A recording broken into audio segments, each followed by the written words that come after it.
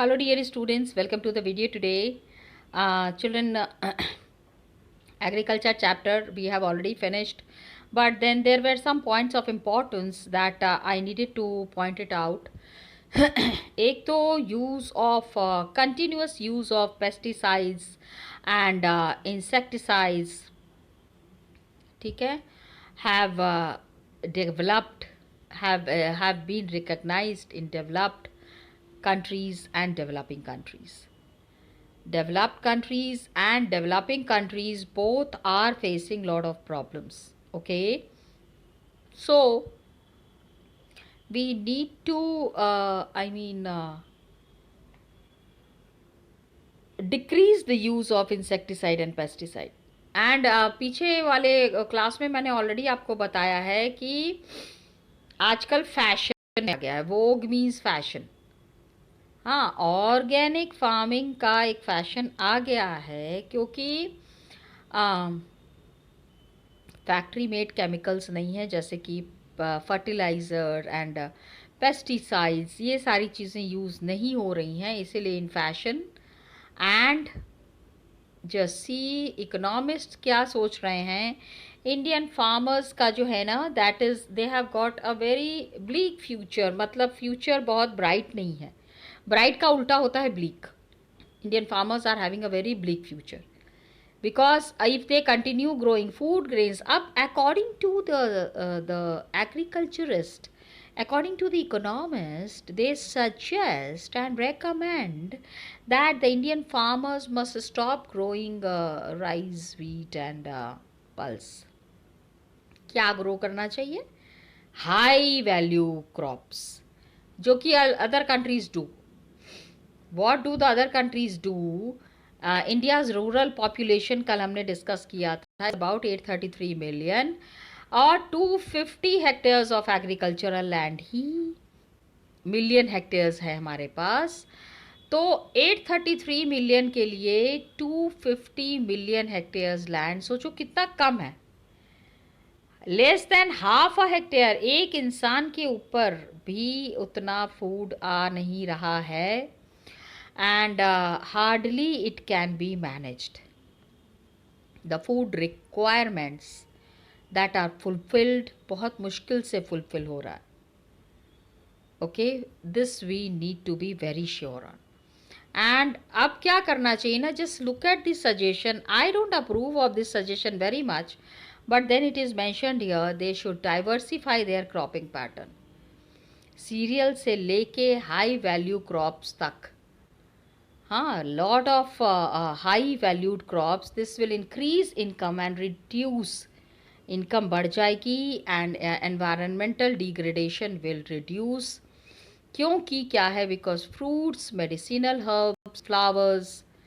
हाँ, अब इनकम ये क्या होगा कि environmental degradation भी कम हो जाएगा, इनकम बढ़ जाएगी. तो देखो, but I do not approve suggestion because the farmers cannot do away with the staple diet of the Indians. And fruits, medicinal herb, flower, vegetable, biodiesel crops, jatropha, jojoba, बहुत कम irrigation की ज़रूरत पड़ती है. देन राइस और sugar cane. तो India का जो डाइवर्स क्लाइमेट है, इसको हम यूज़ कर सकते हैं. किस चीज़ के लिए? To grow a high range of wide range of high value crops grow करने के लिए इसका हम इस्तेमाल कर सकते हैं. अब ठीक है, क्रॉपिंग पैटर्न तो चेंज हो रहा है. अब just see, we need to assess this point also. इसका असेसमेंट करना पड़ेगा कि if the suggestion has been given कि लो वैरायटी क्रॉप्स को आप मत ग्रो कीजिए, just grow the high variety crops. Change in the cropping pattern from cereal to high value crops. ठीक है, इसका मतलब क्या होगा? We will have to import food, बाहर से हमको खाना लेना पड़ेगा. पॉपुलेशन इतनी ज़्यादा है, so we cannot just grow tea and coffee and sugar cane की. We need the international money. पैसा कमाने के चक्कर में अगर खाना नहीं ग्रो कर रहे हैं तो हम प्रॉब्लम में आ जाएंगे. 1960s से क्या है, ये तो एक तरह से एक डिजास्टर ही हो गया है। लेकिन India is if the India import cereals and exports high value commodities, successful economy हमारी हो जाएगी जैसे इटली, इजराइल एंड चाइल की है। इकोनॉमिक सिस्टम कहीं ना कहीं it will improve, that is what they are trying to say. तो अब क्या होता है, these countries are exporting farm products. Italy से, इजराइल से, चाइल से फ्रूट्स आते हैं, ऑलिव्स आते हैं, speciality the speciality seeds, wines, these are very expensive. तो ये क्या करते हैं, इंटरनेशनल मार्केट अपने गुड्स को वही चीज़ें एक्सपोर्ट कर रहे हैं जिसमें इनको बहुत सारा मिल रहा है। They are getting a lot of money. तो क्या हम इसके ऊपर, can we take this risk, this is a debatable issue. हम इसके ऊपर काफ़ी सारा डिबेट कर सकते हैं, लेकिन पहले बेसिक कैरेक्टरिस्टिक समझना बहुत ज़रूरी है। We need to understand the base. अब question answers are there. Yes, let's solve the question answers. All these questions are important from the board point of view as well as from the class test point of view also. Some questions are there that are really important. Chalo, let's solve it. So students, let's discuss the question and answer. Now, which one of the following I'm sorry describes a system of agriculture where a single crop is grown on a very large area? ठीक है, shifting agriculture, plantation agriculture, horticulture, intensive agriculture, single crop is grown on a very large area. Got it? That is important. Plantation of course very clearly. Rabi crop कौन सा है, rice, gram, millets, cotton.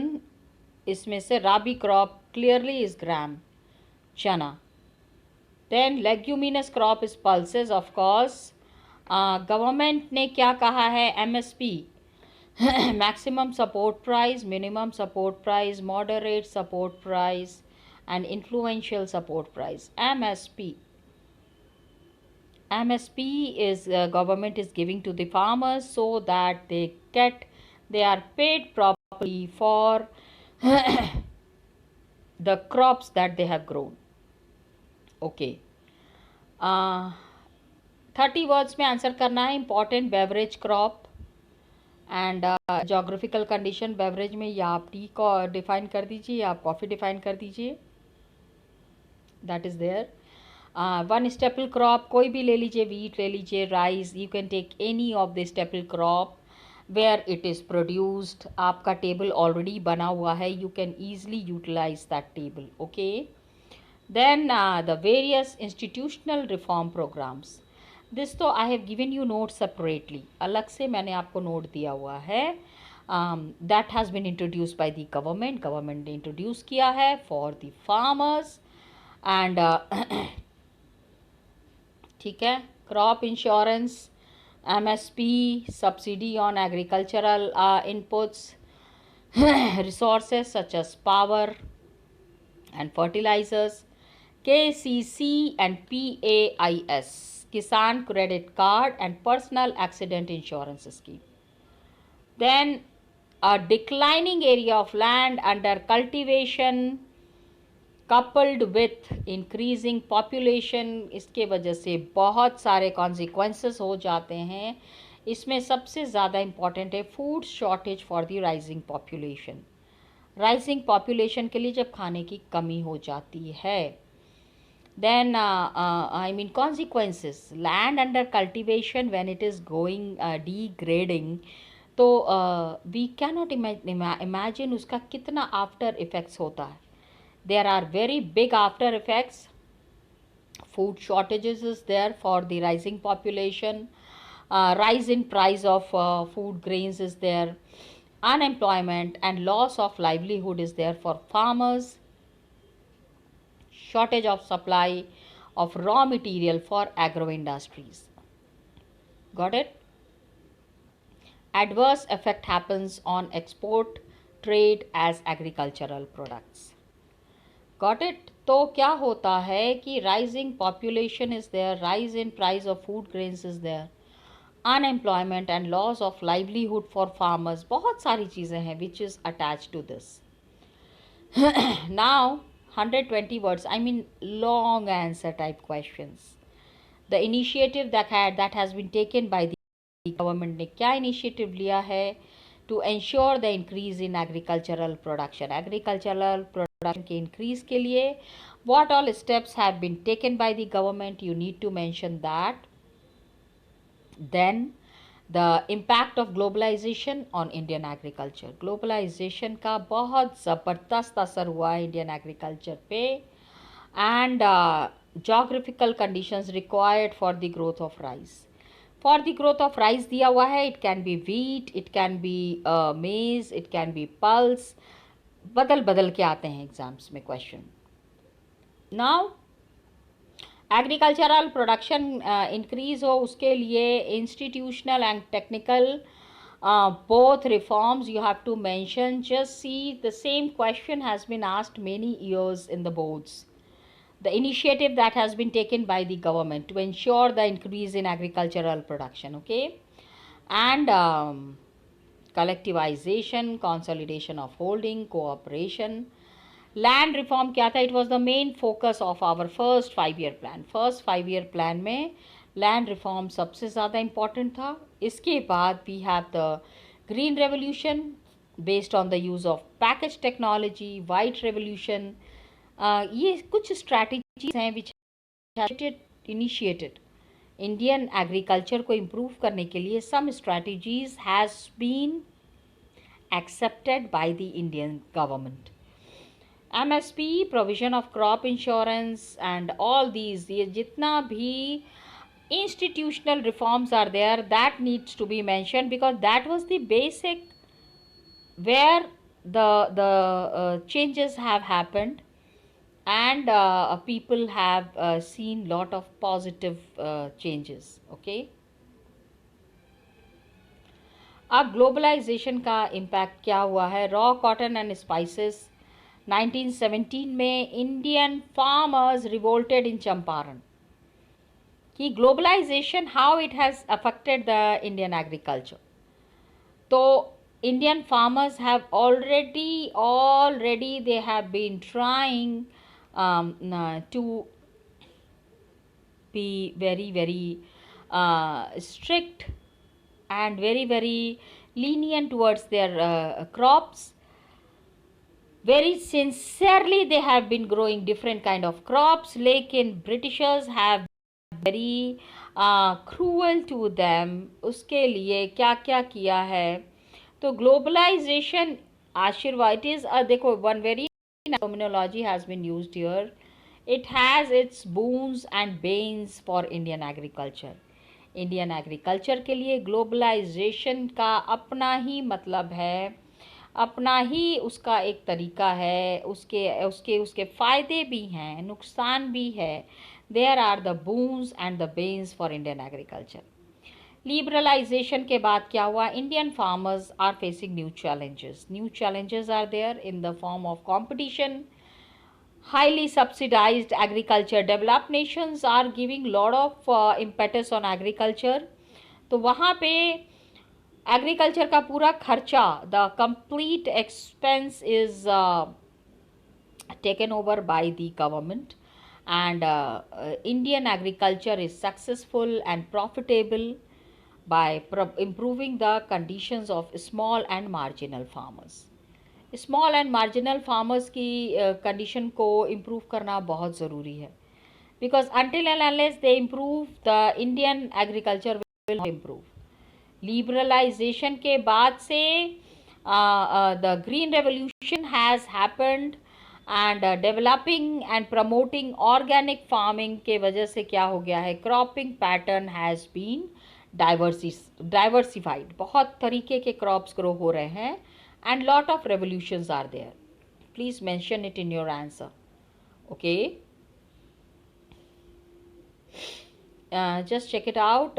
The geographical conditions for growing rice, this I am not discussing because we have already had lot of discussion in the class, yes, in the online session, and you have already had prepared your notes, so you can easily write it down.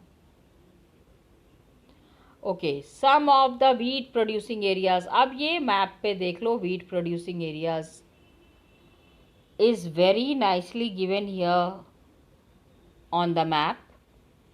कहाँ कहाँ wheat हो रहा है and to what extent. पूरा UP, Bihar, Haryana, this is all very very I mean good area for growing wheat. सबसे ज़्यादा कहाँ पे ग्रो हो रहा है? It is in Uttar Pradesh, followed by Punjab, Haryana, Madhya Pradesh, Rajasthan, Bihar, Gujarat, Maharashtra. All these places wheat is growing and percent all over the India it is there. अब ये crossword puzzle है, this I am not discussing it. इसको मैं क्या डिस्कस करूँ, ये खेलने की चीज़ है.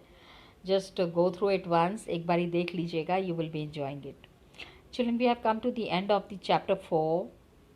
I needed to start the new chapter.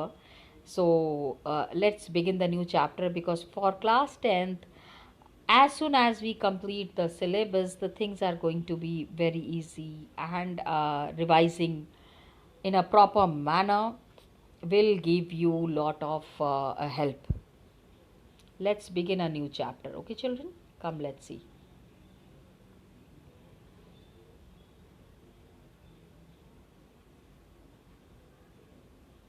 So dear students, I thought that let me start this chapter 4, political science. As you can see, chapter 4, gender, religion and caste. Thoda mode of examination, the mode of test has changed, where you will be having board examination in 2 phases, first phase and second phase. First phase में board examinations that would be held. These would be in the test form in the month of November, and I'm sorry, the second phase would be in the month of March. 2 तरीके से आपको exam देना है. So you have to be prepared. हो सकता है ये आपके फर्स्ट टेस्ट में ये चैप्टर आए, that's why I thought I should finish this chapter. करना तो है ही बाय ऑल मीन्स. अब इसमें as you can see, gender, लड़के लड़की का भेदभाव, रिलीजन एंड कास्ट, 3 चीज़ों को हमको एसेस करना है. How are we doing it, किस तरह से हम करेंगे? सबसे पहले तो आप ये देख लो, the sexual division of labour, जिसमें क्या होता है, औरतों को यही काम करना है. This is the work that is to be done by the women and or organized by them through the domestic helpers. Division of labour है, मर्द को क्या काम करना है, औरतों को क्या काम करना है, दैट इज फॉर श्योर. अब जेंडर डिवीजन से व्हेन वी आर स्टार्टिंग, एक तो आपको सबसे पहले आप ये पिक्चर देख लीजिए. It is talking how the women have been, किस तरह से बेड़ियों में जकड़ लिया गया है औरत को. That's the reality. Okay. A poster from Bengal affirming women's strength. औरतें कितना काम कर सकती हैं and किस हद तक जाके कर सकती हैं, that is what is shown here. And ये क्या है? Hierarchical social division है, from the very topmost position to the low position. हर जगह, everywhere we can see. So it is rarely recognized in the study of politics. Politics में ना बिल्कुल भी बहुत कम ऐसा होता है that it is recognized. Gender division तो क्या है कि नेचुरल एंड, पीपल से कि natural and unchangeable. Natural and unchangeable की बात बता रहे हैं. जब नेचुरल की बात बता रहे हैं, अनचेंजेबल बात बता रहे हैं, तो ये भी तो देखिए कि फिर equality is also to be practice ना. ये थोड़ी ही है कि औरतें सारा काम करेंगी, मर्द कुछ भी काम नहीं करेंगे, औरतों के ऊपर ही सारी जिम्मेदारी है। तो what are the man doing in the family? Just enjoying, having a nice time. Okay, so it is natural है, अनचेंजेबल है। Here I would like to quote the example from history. I am very obsessed with history, so I am giving this example where I am talking about the lady ruler Razia Sultana. Remember the Delhi Sultans? She was the daughter of Iltutmish, and Iltutmish was very fond of his daughter, and he said कि बेटे तो किसी काम की नहीं है, कि नहीं है, सिर्फ मेरी बेटी ही है जो मेरा नाम आगे लेके जाएगी और मेरे बारे में सबको बताएगी, मेरे को प्राउड करवाएगी। तो it is not based on biology के हिसाब से नहीं है, लेकिन सोशल एक्सपेक्टेशंस एंड स्टीरियोटाइप। मतलब औरत, लेकिन but you know when she he made her the ruler, बेटी को उन्होंने रूलर तो बना दिया, but the male members in the society they were very offended. एक औरत हो के हमारे ऊपर राज करेगी, इतनी हिम्मत, ये क्या कर दिया महाराजा ने? What has the king done? Why did he do it? Imagine. ठीक है, हटा दिया गया उनको। She was ruler only for 4 years। They conspiracy करके उनको जो है शी वॉज किल्ड। अब public division and private division, public में रोल अलग है, बॉयज़ एंड गर्ल्स को यही सिखाया जाता है, house work and bringing up children. लेकिन सेक्शुअल डिवीजन ऑफ लेबर में most families में women are doing all the work inside the house and outside the house. Cooking, cleaning, washing, tailoring, looking after children. So ऐसा नहीं है कि men cannot do housework। आदमी जो है घर का काम नहीं कर सकते, ये ऐसा इसीलिए है कि women have to attend to these things। ये सारे काम जो है वो औरतों को करने हैं। men are ready to take up, जब you know when they also do the झाड़ू पोछा एंड खाना बनाने का काम, लेकिन उनको पेमेंट चाहिए होती है। women are doing everything all free of cost, they can't ask for money। तो most tailors, cooks in the hotels are men because they are being paid for that। And similarly it is not that women do not work out, अब घर के बाहर औरतें काम नहीं कर रही हैं, ऐसा नहीं है। ओके, स्पेशली क्या होता है ना, all the work it is they in villages, तो घर से बाहर का ही काम औरतें कर रही हैं। एंड पुअर विमेन तो they work as domestic labourers, घरों में वो जो मेड्स आती हैं काम करने के लिए। पुअर फैमिलीज़ की वो कंडीशन है कि घर से बाहर तो निकल ही रहे हैं काम करने के लिए। So the middle class women work in offices and majority of women do some sort of paid work। कुछ न कुछ पैसा दे के ही काम करने वाला काम कर रहे हैं। इसके अलावा addition to domestic labor, घर का भी काम कर रहे हैं। तो क्या होता है, most important thing that is this is where is the problem। काम करने में कोई प्रॉब्लम नहीं है, अरे बाबा एटलीस्ट रिकॉग्नाइज इट ना, एक्सेप्ट इट ना। ओके, तो अब ये जो डिवीजन ऑफ लेबर है, women constitute half of the humanity, आधे से ज़्यादा औरतें हैं। Their role in public life, specially politics में, मोस्ट सोसाइटीज़ में विमेन का रोल अलग है। एंड ओनली मैन वेयर, पहले क्या था ना, only man were allowed to participate public affairs में, खाली मर्द होते थे। Voting, contesting for public officers, it was all male members. अब क्या हुआ, पॉलिटिक्स में दिस पॉइंट वॉज रेज्ड कि औरतें काम करती हैं, रिकग्निशन क्यों नहीं मिलता है? तो women all over the world they were fighting for this कि इक्वल राइट चाहिए। The kind of rights that the men have, the same kind of rights the women should also be getting. काम कहीं से भी कम नहीं कर रहे हैं, किसी से भी कम नहीं है, हर एक चीज़ में मर्दों की तरह काम कर रहे हैं, इनफैक्ट उनसे ज़्यादा काम कर रहे हैं। Then why this segregation? So these agitations, बहुत ज़्यादा agitation means बहुत नारेबाजी हो रही थी, legal status of women to be improved। ठीक है, अब ये देखो द बॉयज से इनकी घर में झाड़ू बर्तन का काम घर का है, पॉलिटिकल साइंस से इसका क्या मतलब है? What is the meaning in political science? Why are we discussing about it in political science? So see what the girl is saying, why not? अगर पॉलिटिक्स में we are talking about power, then surely male dominance in the household should be considered political. ठीक है, आदमी लोगों को घर में सारा हक चाहिए होता है, सारा टॉप मोस्ट पोजीशन चाहिए होता है। This has to be, this is political. Politics करके औरतों को पीछे रख देते हैं, खुद हमेशा आगे रहते हैं, हमेशा ऐश करते रहते हैं, they enjoy. And all over the world this there has been lot of agitation, lot of radical women movement, educational and career opportunity should be given।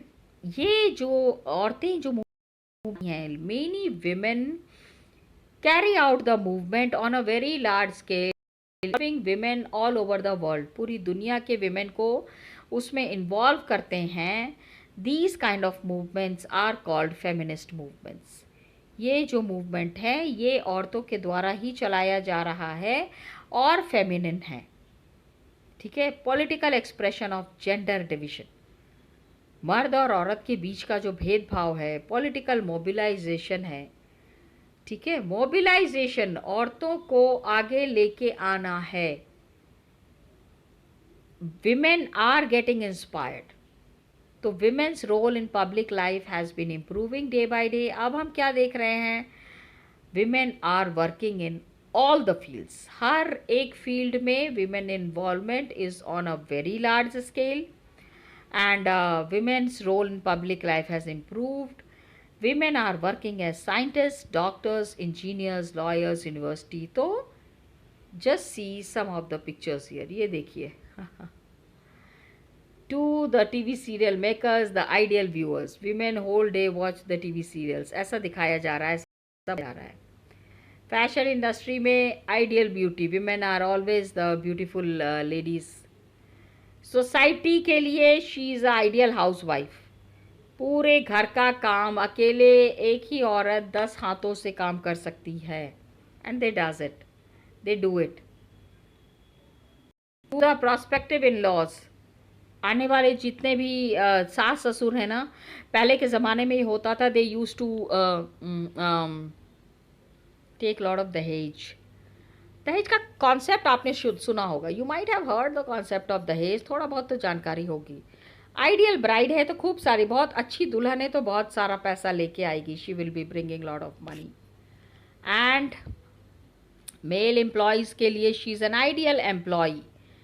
आई है तो लेडी है तो ज़्यादा काम करेगी, अच्छे से उसको सारे काम में इन्वॉल्व करेंगे, उनसे से ज़्यादा काम कराएंगे। क्या मतलब बनता है? अब आप देख लो which one of these is you, इसमें से हम लोग कौन से हैं? I am also playing all the role. ये खाली ब्राइड वाला नहीं है, otherwise I am expected to do all the jobs clearly and nicely. Feminist movement का explanation is given here, a woman or a man who believe in equal right and opportunities for women and men। औरतों को भी मर्दों के जैसा ही हक मिलना चाहिए, अधिकार मिलना चाहिए। इस तरह का मूवमेंट जो लोग चलाते हैं, इस तरह की लड़ाई जो लोग करते हैं, they are called as feminist people and feminist. कुछ कंट्रीज़ हैं जैसे कि Sweden, Norway, Finland, the participation of women in public life is very high. ये कंट्रीज़ इतनी डेवलप्ड इसलिए हैं क्योंकि इन कंट्रीज़ में औरतों का बहुत सम्मान होता आया है। So the countries which will of course support the women, help the women in coming up, those countries will surely develop. ये एग्जाम्पल था। थोड़ा सा हमारे कंट्रीज़ में थोड़ा पीछे, women still lag much behind man. काफ़ी improvement since independence, lot of improvement has been there, लेकिन फिर भी हमारी मेल डोमिनेटेड सोसाइटी है, पैट्रियार्कियल सोसाइटी है, it is male dominated society, the male members take all the decision, औरतों को थोड़ा पीछे रखा जाता है। सो विमेन फेस डिसएडवांटेज। बहुत जगह उनको लगता है अरे यार ऐसा ऐसा हमारे साथ क्यों हो रहा है। ठीक है, lot of discrimination is there. Putting the ladies down in all the manners and oppression, दबा के उनको रखा जाता है हर तरीके से, in various ways. Got it? तो चिल्ड्रन यही मैं दिखा। अब new chapter we have started, very simple chapter, कोई टेक्निकल नहीं है। You will be understanding the chapter in a very very simple manner. Okay, rest, very important topic is coming, so we will be discussing it in the next class, that is discrimination and disadvantage for the women, बहुत तरीके से, in many ways. Okay, thank you children and all the best to you.